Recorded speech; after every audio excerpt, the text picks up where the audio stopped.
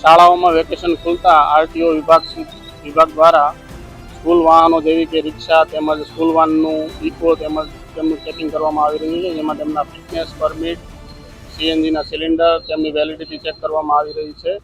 આ ઝુંબેશ બાળકોના સલામતી માટે જ છે. મારી વાલીઓ તેમજ શાળા સંચાલકોને અપીલ છે કે જે વાહનો બધા કાગળિયા કમ્પ્લીટ હોય તે વાહનોનું જ બાળકો પરિવહન સુરક્ષિત રીતે કરી શકે એવી અમારી અપીલ છે.